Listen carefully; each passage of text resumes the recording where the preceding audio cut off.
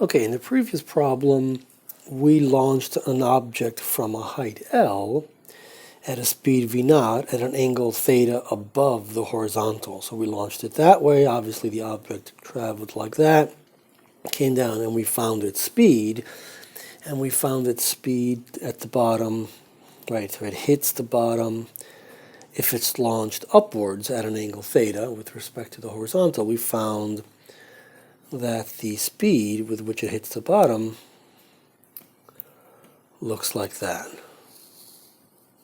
Okay, so now we're going to imagine launching the object at an angle theta, but below the horizontal.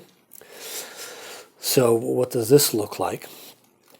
So we have, we're looking for the speed, so we need the components, right? We need the Vy and the Vx. The Vy is the initial y, which is, right, we have the right triangle, and so there's a vertical component which is downwards, which is the opposite here. So we need the sine, so it's minus v naught sine of the angle theta, and the Vx is the same as it was before. It's v naught cosine of theta.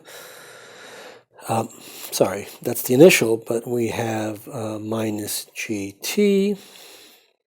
So let's sort of separate these two out. And so this tells us that we need the time t, and so that forces us to the other kinematic equation, just like we had before. What does that look like? Well, again, ground level is 0. The object reaches the ground when y is equal to 0, and we're looking for the time when it does that. It starts at height L. The difference now is that we have a minus v naught sine theta for the v naught y times t minus 1/2 gt squared. And so now our solution to the quadratic equation looks like what? The time it reaches the bottom is equal to minus b, so it's v naught sine theta minus b plus or minus the square root of b squared, which is v naught squared sine theta squared.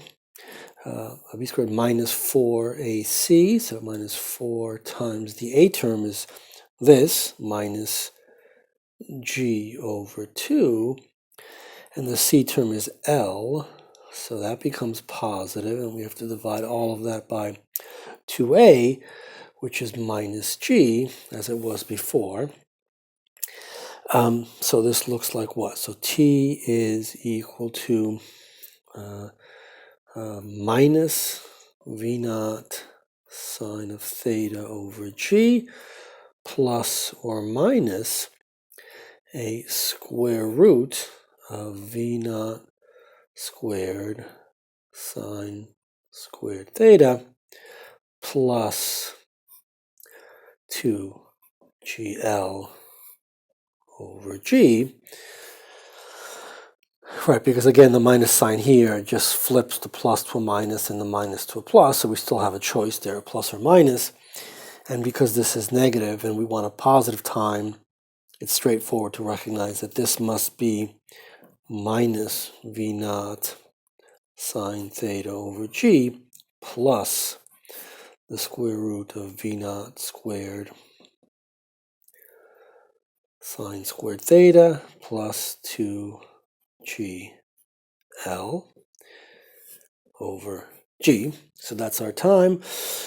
Let's plug it into this equation to get the Vy. And so the Vy looks like minus v naught sine theta minus g times this time, which is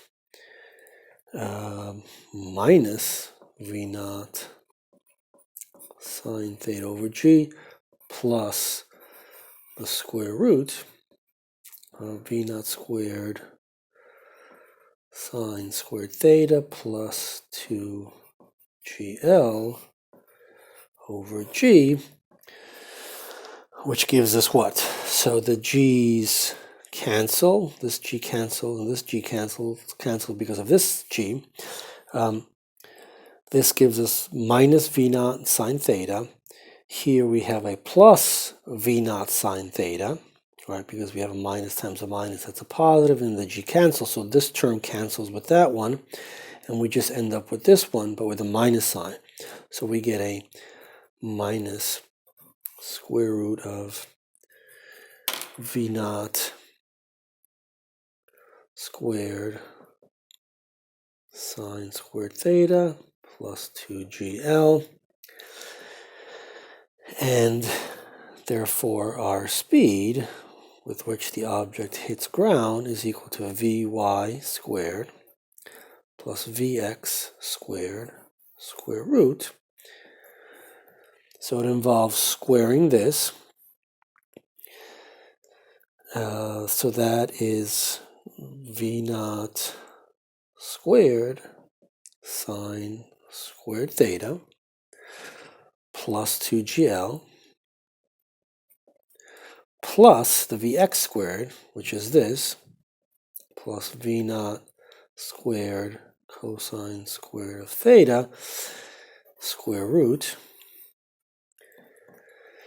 But these two terms combine to give us V naught squared times parentheses sine squared theta plus cosine squared theta, which is 1. So we end up with V naught squared plus 2GL. And so notice that we are exactly at the same place as the previous problem.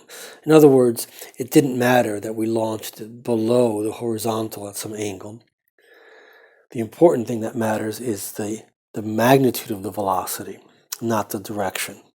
And we'll understand this better when we get to conservation of energy.